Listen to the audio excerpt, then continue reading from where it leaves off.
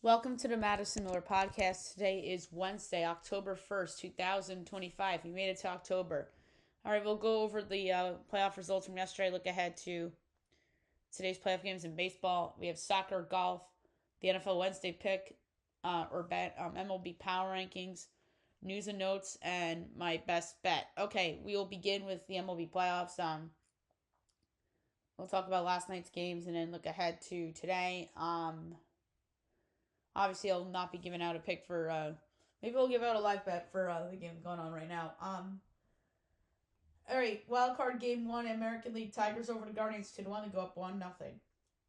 National League wild card game one, Cubs over the Padres 3-1 to go up 1-0. American League wild card game one, Red Sox over the Yankees 3-1 to go up 1-0. National League wild card game one, Dodgers over the Reds 10-5 to go up 1-0. All right now, elimination game in Cleveland, 1-1 in the fourth. They just overturned a call in the Tigers Guardians game. Now we head to the bottom of the fourth. It's a 1-1 game. Bottom of the first. The right fielder on the Guardians, George Valera, hit a home run, and then top of the fourth was an RBI single by Javier Baez, and they had that rally going, and then the overturned call. So, and then starting the game for each team was Tanner Bybee and Casey Mize.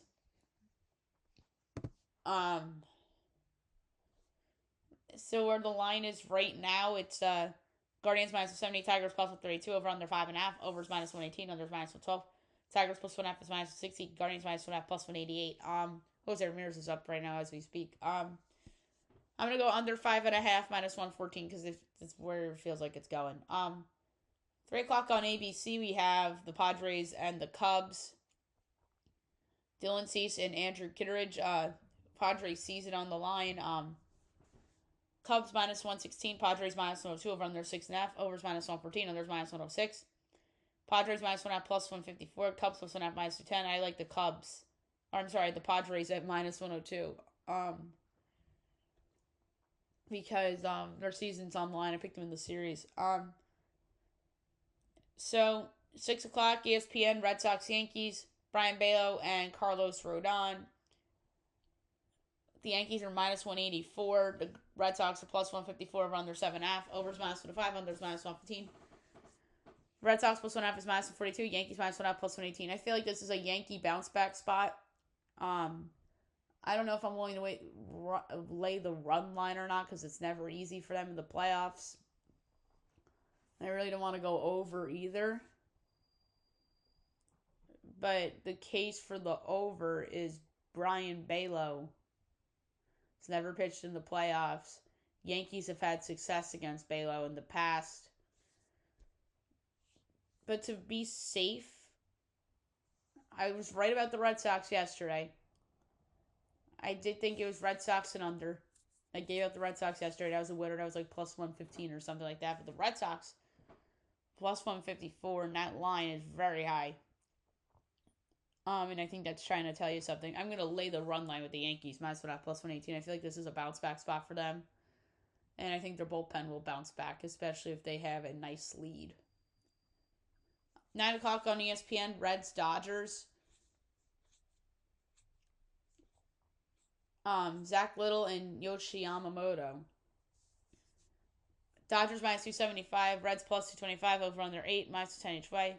Reds plus 1.5 plus 114, Dodgers minus 1.5 minus 137. I like the over. The Dodger offense is humming right now. That went over by themselves. I think there's a chance to do it again. I think they're going to sweep. Dodger run line should have been best bet yesterday. I can't believe I went freaking soccer instead of that. So I'm going to go over 8 minus 110 for that one. And I'm going to say the Dodgers are the only team that closes out tonight. Everybody else will be playing a game 3. Okay, now we'll move on to soccer. We will go over the results from Yesterday and look ahead to today.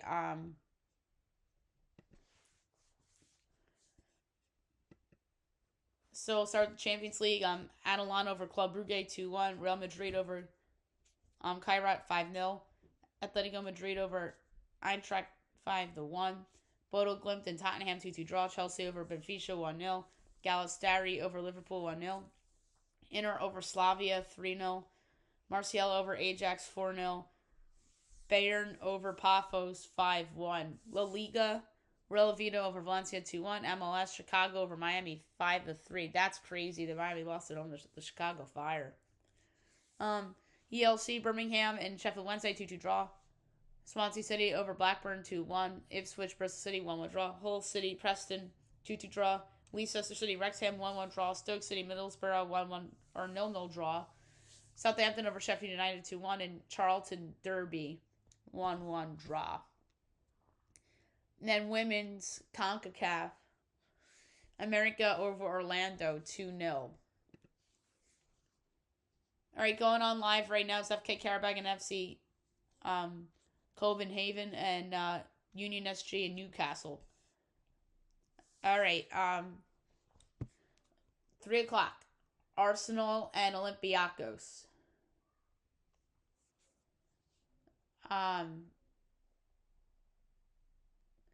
Arsenal minus 650, Olympiacos 17-1. The draw's plus 650. I'm gonna go over 3.5 goals plus 148. AS Monaco, Man City. Man City minus 290, Monaco plus 650, draw plus 470. I'm gonna do under 3.5 goals minus 118. Barcelona PSG, that's a headliner. Barcelona minus 145, PSG plus 340, draw plus 340. I like the draw plus 340. I think that's a really good game. Leverkusen and Eindhoven. Leverkusen minus 125, PSV plus 310, draw plus 290. I'm going to go over 3.5 goals plus 138. Dortmund and Athletic Club. Dortmund minus 138. Athletic minus or plus 380, draws plus 260. I'm going over 2.5 goals at minus 118. Napoli Sporting CP. Napoli minus 110, Sporting plus 310, draw plus 250. I'm going to go with Napoli minus 110. And then Villarreal Juventus. Villarreal plus 120, Juventus plus 240, draw plus 230. I'm going to go with Villarreal at plus 120 over Juventus. Although Juventus winning would not surprise me.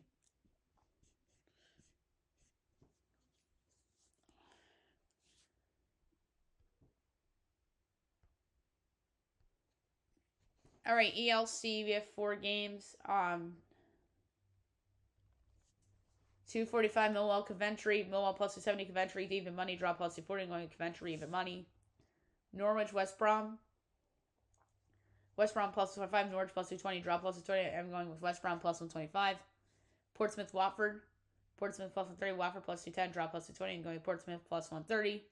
Then 3 o'clock. Rangers Oxford. Queen Park plus 105, Oxford plus 250, draw plus 240. I'm going to keep ER at plus 105. All right, is there any more soccer that I have to touch on? Oh, Open Cup tonight, 8 o'clock. It's Austin and Nashville. It's a good game. I think it's the championship, too.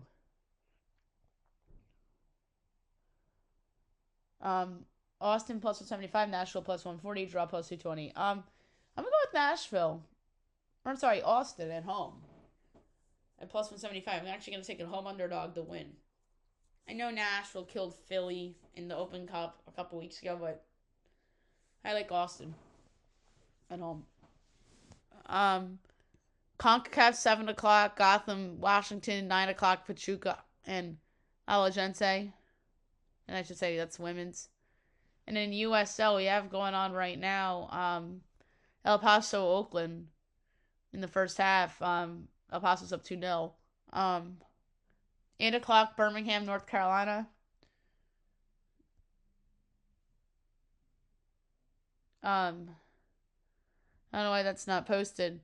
And then 10:15, Sacramento, Orange County. Sacramento minus 115, Orange County plus 360, draw plus 250. I'm going to go with over 2.5 goals at plus 124. And then League One going on right now, Union and Portland at 6:30 is Knoxville, Chattanooga. All right, so there you have it for soccer. Now we'll move on to golf.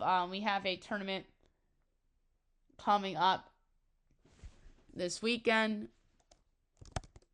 and it is the Sanderson Farms from Country Club of Jackson and Mississippi. All right, tee times 8:05. Henrik Derlander, Matt Neesmith, Paul Fishburne, Mac Meisner, Ben Coles, and Charles Kim. 8:16. Eric Cole, Silverman, Max McGreevy, Semi Valimaki, Zach Blair, Joseph Brumlett. 8:27.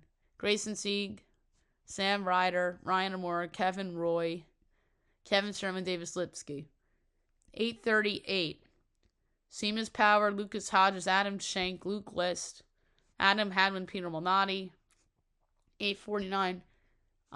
Taylor Hogue, Matthew Pavon, Tom Kim, Zach Johnson, Kevin Yu, and Francesco Molinari. 9 o'clock. Matt Wallace, Keith Mitchell, Taylor Moore, Camila Vegas, Mackenzie Hughes, and Rasmus Hojard.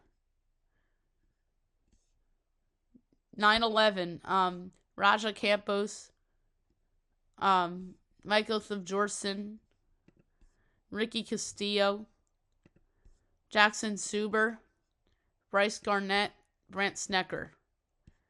9:22. Chad Ramey, Mark Hubbard, Patrick Rogers, Doug Gim, Bayo Hostler, and Thjorn Ollison. 9:30. Tristan Lawrence, Trevor Cohen, Mason Anderson, Brandon Thorberry, Cristobal Dos Soler, and Luke Clanton. 9:44. Frankie Capon, Nicholas Muller, Taylor Montgomery, Matthew Riedel, Norman Zong, and Taylor Dixon. 9:55. Parker Cootie, Thomas Rosenmuller, Tim Whiting. It's actually Pearson Cootie, not Parker Cootie. Kai Meeks, Cameron Huss, and Kidio Onishi. 12:50. Alex Smalley, Doc Redman, Victor Perez, Carson Young, David Skins, Ben Martin. 1 o'clock. Joel Dahman, Harry Springer, Trey Milinex, Cam Champ, Rico Hoey, and Jesper Svensson. 1:12. Hayden Buckley, Lucas Griffin, Paul Peterson, Isaiah Salinda, Justin Lauer, and Christopher Ventura. 1:23. Davis Riley, David Thompson, Adam Svensson, Byung-Gun, Evan Van Rooyen, and Emiliano Grillo. 1:34. Minwoo Lee, Patton Kazir, Stefan Yeager, Aaron Weiss, Christian Ziedenhout, Max Homa. 1:45. JT Potts and Grayson Hingo, Ashke Bahita, Nick Dunlap, Matt Kuchar, Adam Putnam. 1:56. Matthias Schmid, Joseph Bridgman, or Jacob Bridgman, Vincent Whaley, Harry Higgs, Nicholas Hojard, Scott Stevens. 2:07. Cam Phillips, Will Gordon, Rio Hisatune, Danny Walker, Ryan Palmer, and Jason Duffner. 2:18. Harrison Endicott, John Pack, Gordon Sargent, Will Chandler, Kevin Velo, David Ford. 229, Takumi Kanaya, Noah Goodwin, Antoine Rosner, Quade Cummins, Matteo Manassero, Michael Lasazzo. And 240, Anders Albertson, Jeremy Paul, Vince Cavallo, Stephen Fisk, Grant Landry, and Brett Druitt. There's a couple guys that jump out to me.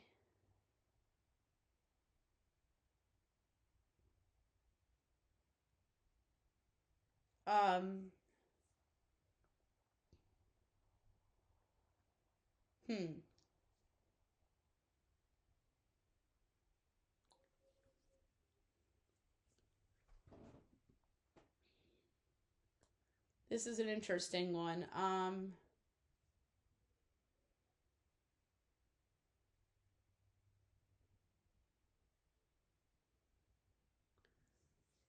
It's obvious that Vegas has no idea. They're just like, pick anybody. I'm gonna go with Matt Wallace, 40-1. I'm just throwing a dart myself with one of these. Okay, now we'll move on to the NFL Wednesday bet that I'm going to give out. So the first one I gave out was the Eagles minus the points against Denver.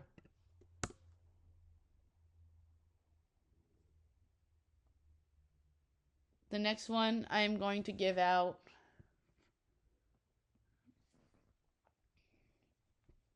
I'm going to do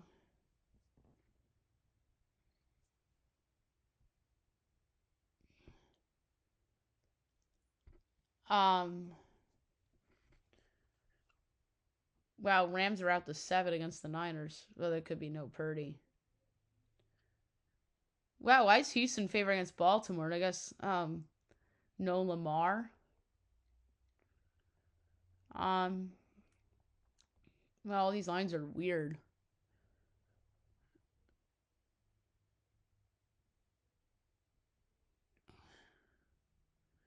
Oh, this is an easy one. I'm going over 47.5 in Cowboys Jets. Like Cowboys overs are like automatic at this point.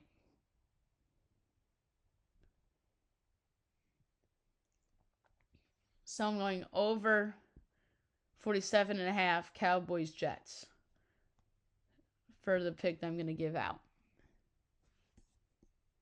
Okay, now I'm going to do MLB Power Rankings.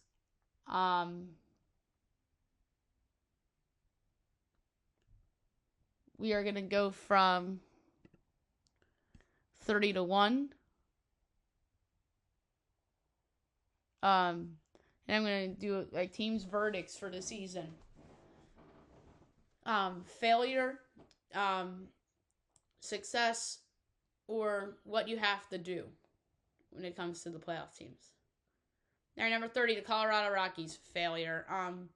They're horrible. They're easily the worst team in the league. I don't know how Bud Black still has a job.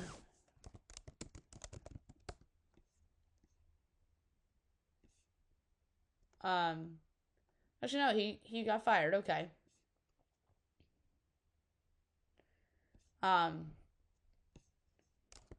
Yeah, I don't know how the manager, Warren Schaefer, is gonna survive that. They're a mess.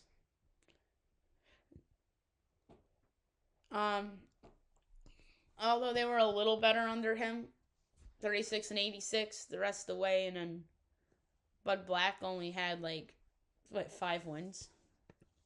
But yeah, they need to move on from Chris Bryant. Like, that guy has been a bust acquisition, and I still think he has something left in the tank. 29th Chicago White Sox failure. Their organization is just a joke.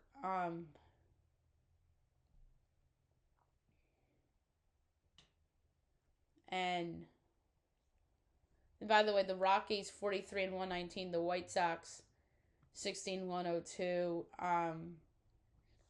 Now the question is who they trade in the offseason.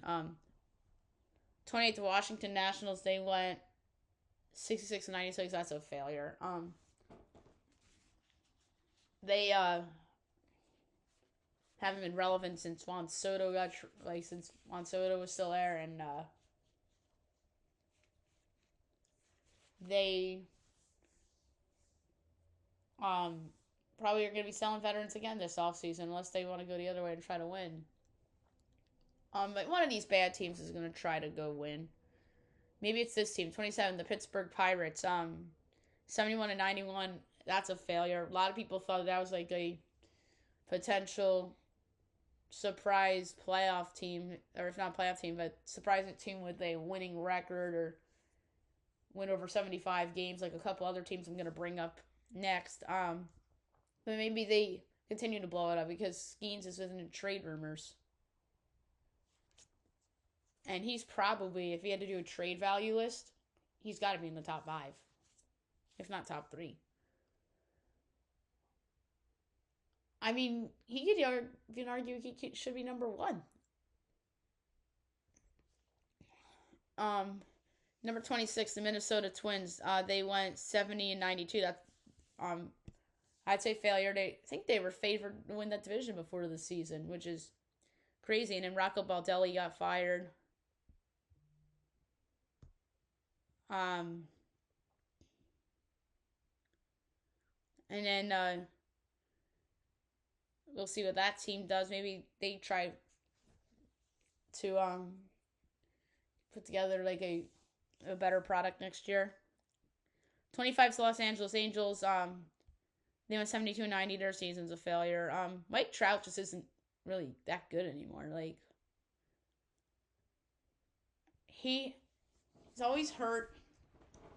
And nobody even talks about him anymore. Everybody loved him. And in reality, Aaron Judge has been better than him this whole time. And they fired their managers, so we'll see what happens with them. 24 is the Baltimore Orioles. 75 and 87 on the year. Probably the best record among last place teams, right? But yeah, if anybody's going to try to turn it around, make it like a win now, it's them. Like the bad teams. Because nobody thought they were going to be that bad this year. 75 and 87. That's probably the team that's going to try to make win now moves. Because they have a good roster. And some of their prospects really haven't panned out yet. So there's some pressure on the O's. Even though they're in a really hard division. Number 23, the Tampa Bay Rays. 77 and 85. That's a I'd say failure. Because I think the Rays expected, like, organizationally to have a winning record. Kevin Cash is still gonna have a job as he should. It's just the roster. Sometimes they like to try when they feel like trying, but I'm interested to see what direction they go, and if they have drama with the stadium. They just had a lost year. 22, the Oakland Athletics. 76 and 86 on their season. Okay, a rare double-digit under 500 season that I would consider a success. Like, this is what we thought Pittsburgh could have been, and even that would have been disappointing for Pittsburgh. Because of Skeens, but Oakland really caught people by surprise. They were good. It's funny, they were actually better on the road than at home. And that could be like a team that could try to go and win now. I mean, they have a good farm system. in a weak division with Houston falling apart and who knows with Seattle long term. Um, so the rare team in the bottom 10, that I'd say success, only because they showed a huge improvement in the win column. And that's what ultimately matters here. And then they developed a lot of guys as well. 21, the Atlanta Braves. 76 and 86 on the season. Failure. Favored to win the division before the year. It was too little too late when their star players came back. And they still, their ace underperformed this year, Spencer Strider. And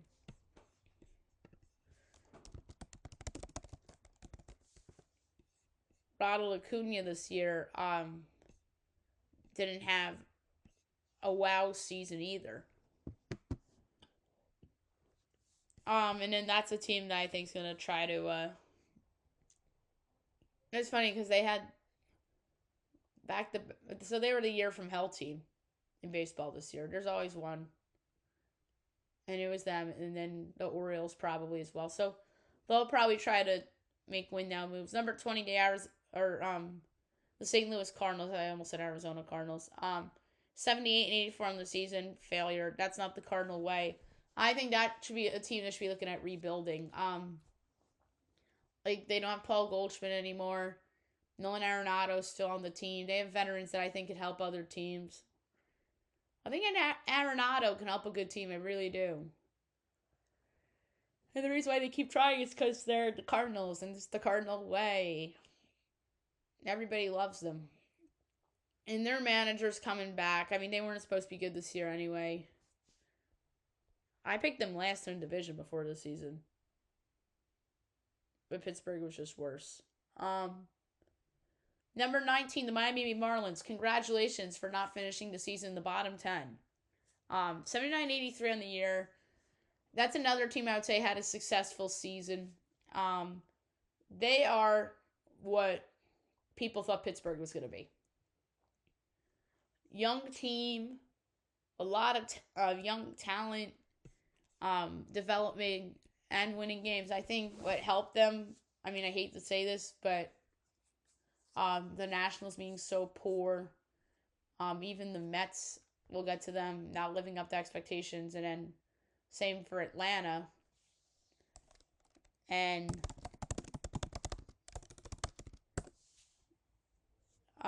Clayton McCullough has to be in the conversation for National League Manager of the Year. Like, he's done a fantastic job. And now the Marlins are going to have expectations next year, and they're probably going to try to go win games and be a winning team and a playoff team in a weaker National League. So the Marlins are not an also-ran anymore. That's what I'm trying to say. And I remember they swept the Yankees in the summer, and I mean, the Yankees probably win the division if not for that. We'll get to them. And I was like, are you kidding me? The Yankees got swept by the Marlins. And then it turns out the Marlins might have not been this bad team that they're perceived to be. But they did have a minus 89 run differential. You know, the Braves were minus 10. And they are expecting San Alcantara to be better next year. So there's a case for the Marlins to try to go for it. This team should be rebuilding, who I'm about to mention. Number 18, the San Francisco Giants, who went 81 and 81 on the season. Failure. They went out and tried again, like they always do, and failed. And they made it interesting late. Justin Verlander is not the same guy anymore. They're just living in the past, the Giants, and that's not going to work. And maybe they'll hire Bruce Bochy, and that's really living in the past, although he's still a good manager. We'll get into news and notes regarding that managerial search.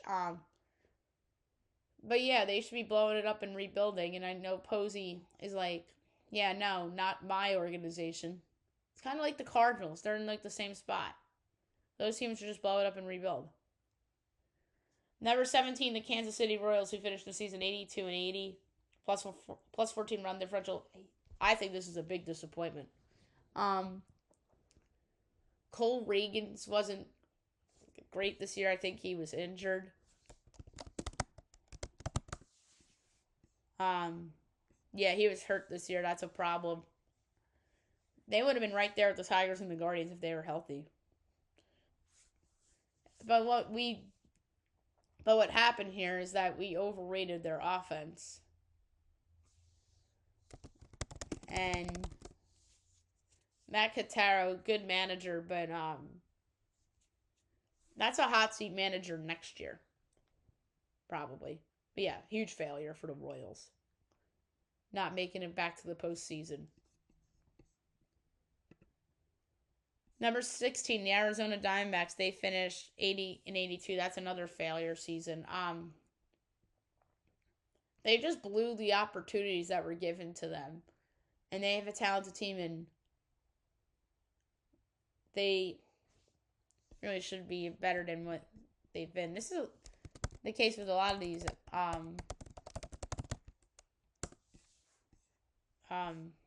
National League teams.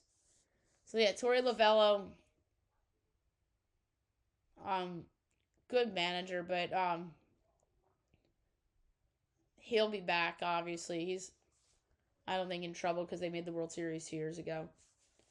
But that's a team that I think is going to try to improve their team rather than blow it up. 15, the Texas Rangers. They finished 81-81. Failure. Everybody picked them to win the American League West this year. People picked them to go to the World Series, including myself. Or no, I picked somebody else. But I had them.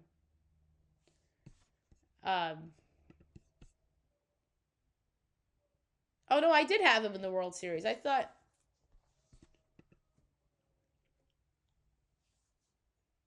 For some reason, I thought I had them in the ALCS, but I had them losing the World Series. And they just fell flat on their face, and it was too little too late. They sold at the trade deadline, and people thought, like, oh, they have a chance even to win that division. And then they fell apart at the end of the year, too. Bruce Bochy got let go. I thought that was a mistake. But they're going to be healthier next year with the Valdi coming back and whatnot. And I think they're going to try to go for it, too. This team, I think, is going to try to go for it in the worst way possible, and that's number 14, the New York Mets. 83-79 on the season. Should have made the playoffs, but didn't. Huge failure. One of the most disappointing teams and disappointing collapses we've seen. The manager is coming back, which I think is the right move, because I think he did a great job last year.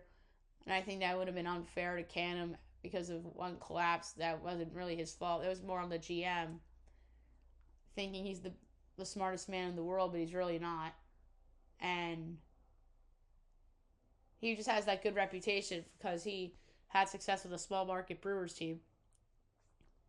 And really, the problem is they should have spent the money on starting pitching instead of Juan Soto. So that's where, and I still think they would have been a good team without Soto. And that's on the GM and Steve Cohen as well, because they were trying to go for the flashy, sexy name and sign somebody away from the Yankees, and ultimately that led them nowhere. Number 13, the Houston Astros. They finished the season 87-75. This is my highest ranked non-playoff team. Their season's a huge failure. Probably should have won the division. So they're the best team to miss the postseason.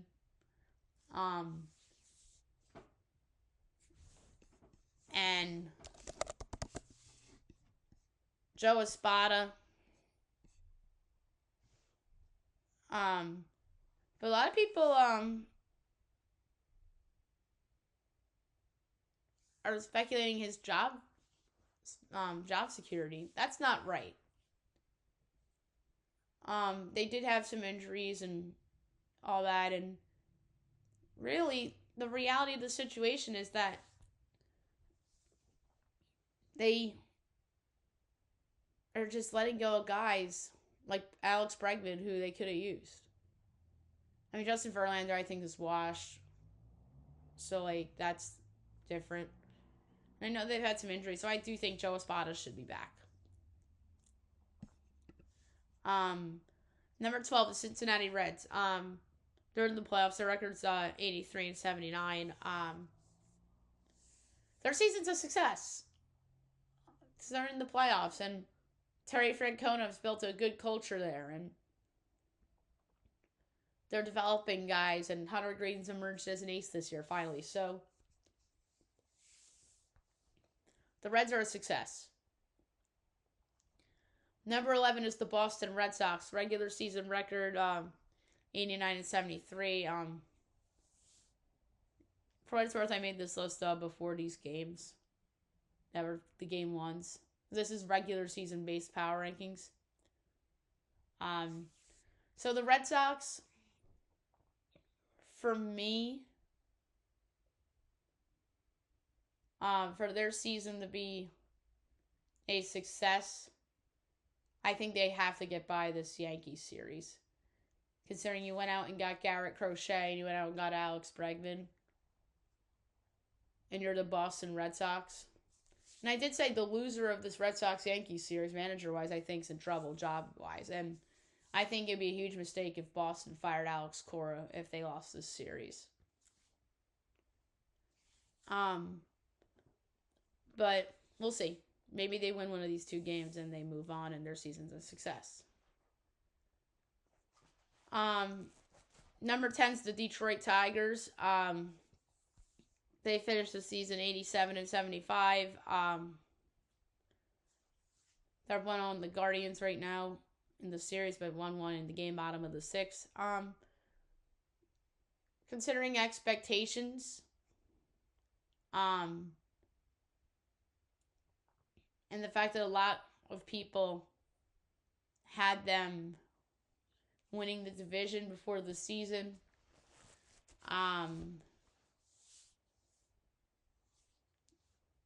I would say they would have had for me, the ALCS. Or ALDS competitive series. As like an alternate. But, actually, no, I'd say ALDS, but, not, like, embarrassed by somebody. So I would say ALDS with an asterisk. They went out and got Gleyber Torres, obviously. Tariq Skubal's the best pitcher in the game, so to me, they had to be in the American League's Final 4. I think the ALCS might have been a little rich of a thought. Number 9, the Toronto Blue Jays, AL East winners, 94-68 on the season. Their season's a success already. I don't think anybody had them in the playoffs. If you did, congratulations. I think this team overachieved, especially in their pitching staff. They have a good lineup, but their pitching overachieved.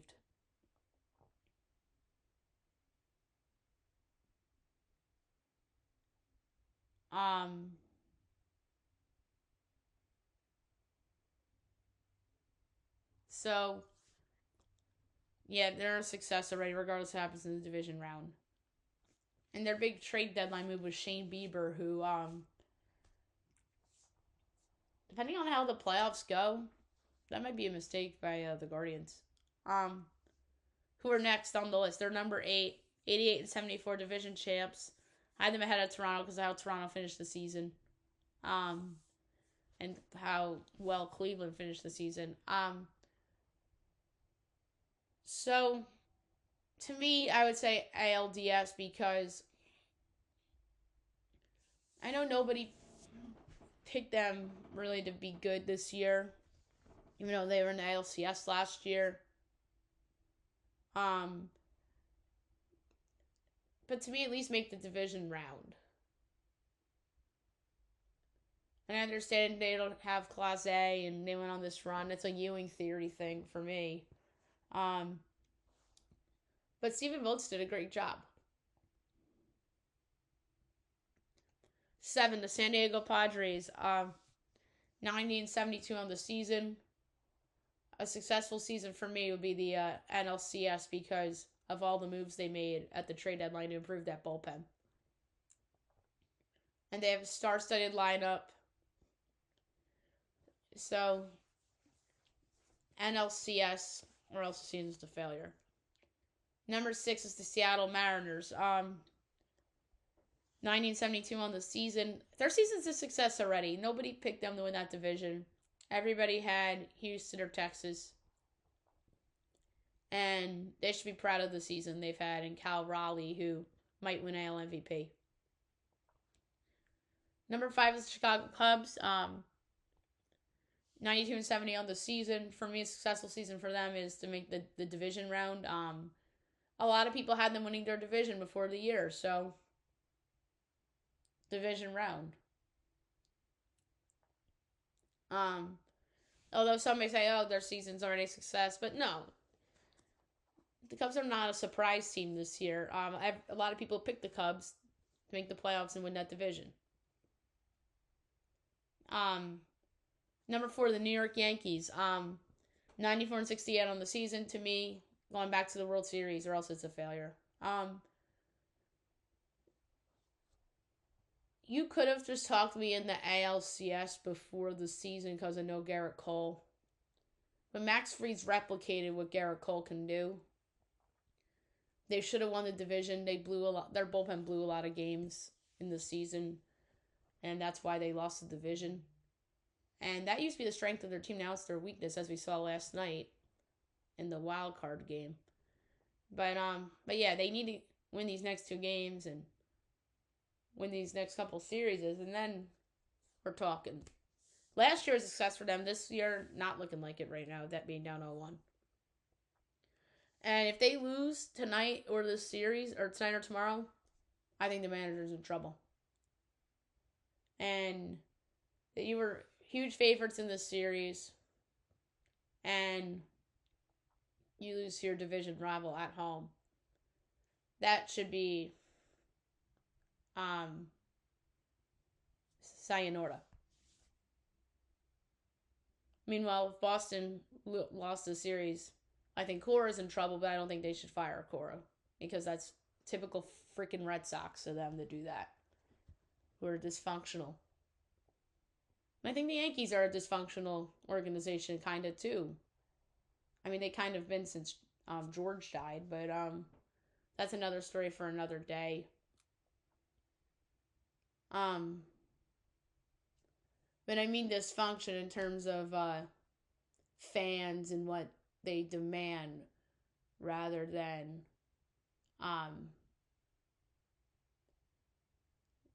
sitting on their asses and not doing what the fans want. That's what I mean by dysfunction. Number 3 is the Los Angeles Dodgers. 93 and 69 in the year. They won the division. They have to go back to the World Series. And listen, you guys know I'm not a Dave Roberts fan either. To me, he's the National League's Aaron Boone, except with 2 rings. I mean, one of them was a COVID ring. So really 1 ring. But yeah, he's not getting fired. Although if they lose before the World Series, they're going to be calling for his job too. And after the World Series, you could argue by some it would be a mistake if they fired him, but they're not. They won't because they were in the World Series last year. Although you could say the same thing or they won the World Series, but you could say the same thing with the Yankees with Boone, but the difference is that the Yankees lost the World Series last year and the Dodgers did not. The Dodgers have to go back to the World Series or else their season's a failure. Number 2, the Milwaukee Brewers. They are 97 and 65 on the season. Some will say, oh, their season's already a success. They won the division. They won the division last year, too, and they lost in the division round. To me, considering the year they had and they were in the DS last year, make the NLCS. Prove that you're for real. Or else it's a failure. And number 1, the Philadelphia Phillies. 96 and 66 on the season. Won the division without Zach Wheeler, which is pretty impressive.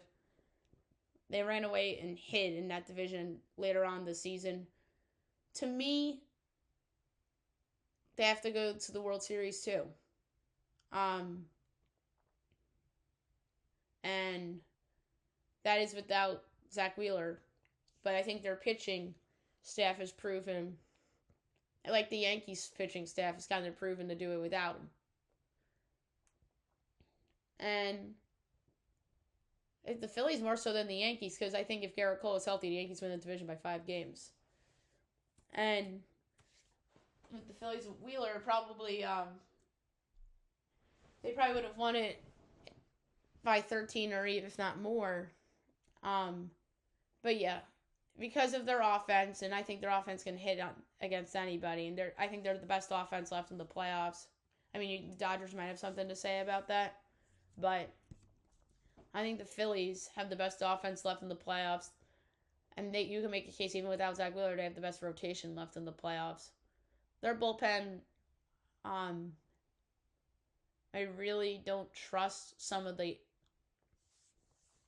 lower leverage guys, and that's because that's what we saw against the Mets in the playoffs last year.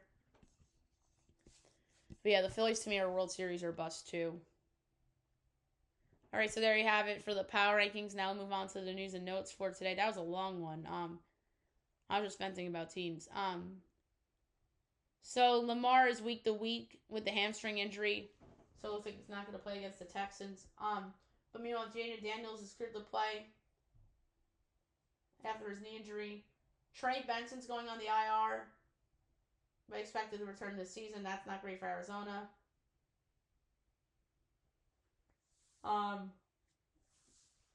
Bucky Irving's status against the Seahawks is iffy. Has he stayed with an ankle and foot injury, and he was seen wearing a boot.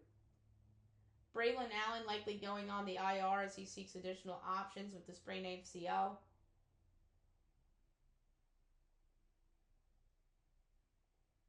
Deion Sanders says that the Bucks have underachieved so far. Well, guess what? I'm not surprised because they're in a loaded league and you don't have Travis Hunter and Shader anymore. And Colorado's fined $50,000 for hateful fan chants during the BYU game.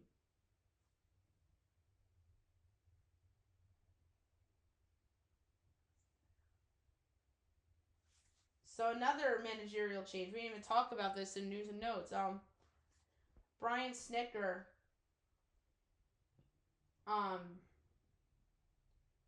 will be moving to an advisory role with the team. Sometimes one bad year and you're out. Like, you're seeing this trend everywhere in baseball, and that's maybe why the Yankees may fire Boone if they lose one of the next two. Or the Red Sox might fire Cora if they lose the next two. I really do think the loser of Yankee Red Sox is in trouble. Because this is a copycat league. Everybody's firing their managers now. I think the Braves kind of made a mistake here with Snicker. He's a good manager. And I know they made the playoffs last year, but they were just too injured. They lost to the Phillies twice in a row, and then they won the World Series. And they just had bad luck with injuries. Like, I would have given them one more year. That's my point. And if they underachieved again next year, then you pull the plug. The Giants will not pursue Bruce Bochy, as he says. Buster Posey says, I don't see us going that route. Which, I don't blame Buster. I don't. Because that's just, again, for the fans and living in the past. And I applaud Buster Posey for doing that. I think Bruce Bochy should go to a team that's closer to winning. Like the Braves. Or the Yankee Red Sox loser. Or we'll see who else I guess can. Maybe even the Twins if he could turn them around. Tell you who shouldn't pursue him, the Angels, who canned Ron Washington and Ray Montgomery. Albert Pujols to get an Angels interview. Talk about living in the past. This is just to get the fan base excited kind of higher, if that were to be the case. And that's what Artie Moreno wants, and he's a bad owner. Like, he's one of the worst owners in baseball. Ollie Marmol to return despite front office turnover. We talked about that earlier. Pete Alonso has leverage as executives believe he is in superior position as a free agent compared to last offseason. I don't disagree. An NFL scout rips Bryce Young. Evaluator feels Panthers' Bryce Young has been downright awful during 1-3 start. You know who else has been downright awful? Carolina's defense. And they're just pointing the finger at Bryce Young because he was a former #1 overall pick who hasn't won jack shit in the NFL. How about their GM build a good team around him? Maybe they have a good offensive line. They really don't have any passing weapons for Bryce. But that's not fair to Bryce. He has an offensive line, but he doesn't have receivers. And their defense sucks. And of course, this hater goes and blames Bryce Young for their being bad. So, you heard me just defend Bryce Young.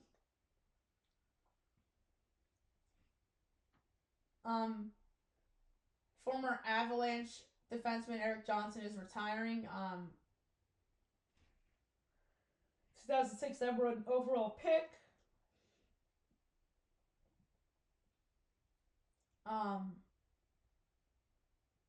And now he's retiring. Great career. Jazz Chisholm turns back to media as he declines to answer questions about not starting.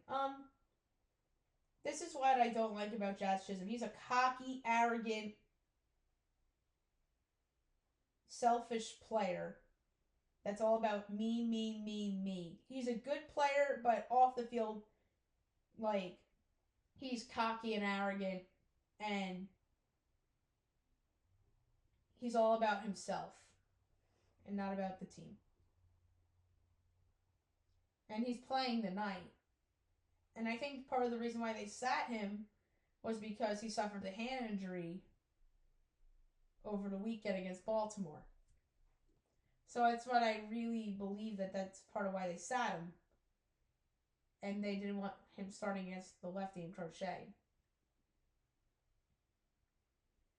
And there's a brutal ninth inning Yankee set, and with the bases loaded and no outs and not being able to score.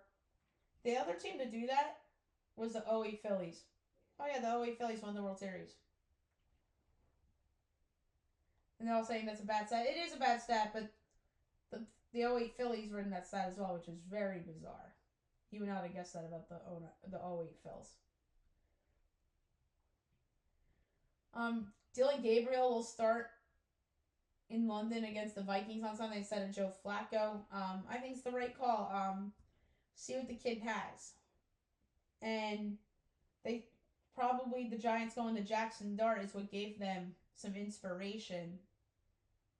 Well, the only difference is that they won a game against Green Bay. Well, I think Green Bay was kind of peeking ahead to Dallas, but Joe Flacco will be Dylan Gabriel's backup as Shader Sanders will serve as QB3, and Shader was speechless, and he is another cocky one that thinks he should be playing. Which I don't disagree. I think Flacco should be the QB3 because he's old and washed up.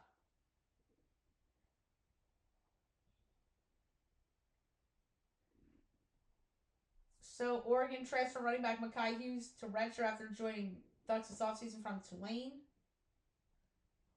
Shouldn't surprise anybody. The Jonathan Kuminga thing finally got done with the Warriors. 3 years, I think, $49 million. And then Kuminga's agent bothered by the Warriors as some within the organization irated by Aaron Turner going on media tour to land better deal.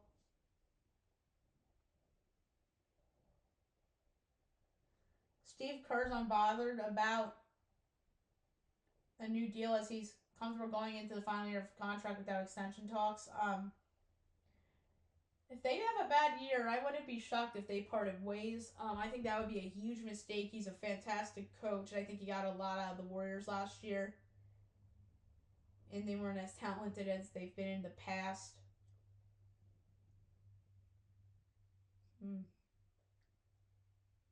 Maybe the salty Knicks fan in me just just had a moment. If they lost to the Rockets, maybe he would have been let go, and that could have been an option to replace Thibodeau, and that would have been a huge upgrade. Listen, I don't think Mike Brown's a downgrade.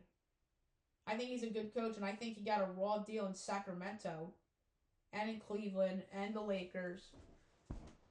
But the idea of Steve Kerr being the Knicks head coach would have been amazing.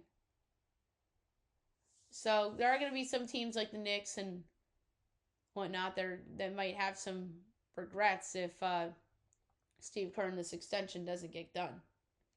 Because he's a top 5 coach in the NBA.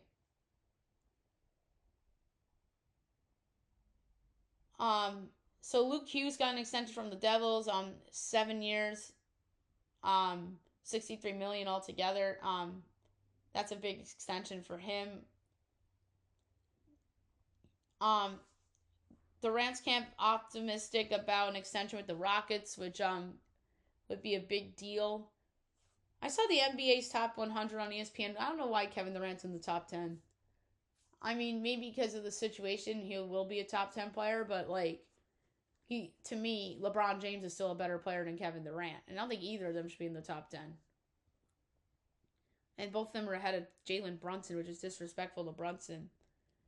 And I think Brunson was 10, but Brunson should be higher, and they dissed him because Tyrese Halliburton hit a fluke-ass shot that led to his torn Achilles eventually, unfortunately, for Halliburton. Because obviously, if that shot doesn't go down, Knicks win that series. Tyrese Halliburton does not tear his ACL.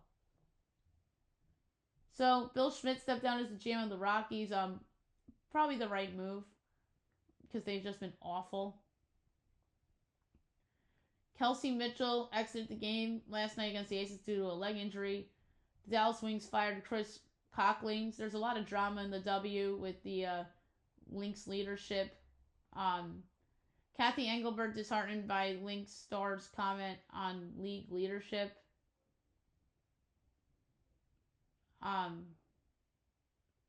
This is obviously Nafisa Collier. And then she ripped Kathy Engelbert in an interview. And then the WNBA denied the Engelbert rumors. Spokesperson says comments on commissioner's exit are categorically false.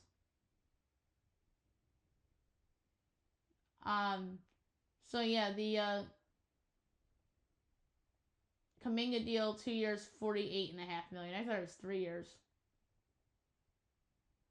Robert Saleh addresses Liam Cohen beef as he admits he used the wrong words, but maintains he meant to compliment Jags' signal stealing system. Sad news out of Syracuse. Lawrence Moten passes away at the age of 53. Holds the men's scoring record for Syracuse. That's very sad. LeBron has a glute issue as he was held out of Tuesday's practice due to nerve irritation. LeBron is prioritizing health as he will be overly cautious at practice going into year 23. Jared McCain, recovery timeline, will be reevaluated in 4 weeks after thumb surgery. The Titans coaches are worried as there's moderate concern about job security amid 0-4 start, as they should be worried. Nick Sirianni unconcerned about AJ Brown as I say Sirianni, Siri comes up. As Nick Sirianni says that he has his interpretation of the cryptic post by AJ Brown. Anthony Richardson's open to trade as he would want to join a premier play caller to rebuild value. That would be interesting. But at the same time, I think it would be a mistake to trade him if you're Indy. Because what if Daniel Jones gets injured? Or what if Daniel Jones regresses and the Colts go on like some losing streak and he gets benched? And what if Richardson comes in and is good? That would be a mistake. Malik Neighbors also tore his meniscus, as um it shouldn't add to the recovery timeline. But Kuminga turned down the $75 million deal to maintain control over immediate future. Seth Curry joined the Warriors to join Steph, and then Anthony Edwards reveals his Michael Jordan advice as he shares how Jordan helped after back-to-back Western Conference Finals losses. All right, there you have it for news and notes. That was a long one. I'm sorry, guys. Last but not least, my best bet of the day brought to you by FanDuel. The show was over an hour today, which doesn't stun me. So best bet today. Not an easy call, obviously. I want to go over in the Dodger game. But there are some soccer ones I liked as well. But all the soccer's on. So I'm actually going to go with the over in the Dodger game. Over 8. Minus 110. So there you have it for the show. And I'll be back tomorrow recapping everything and looking ahead to everything tomorrow as well. We have college football and Thursday Night Football tomorrow as well. Have a great day, everyone.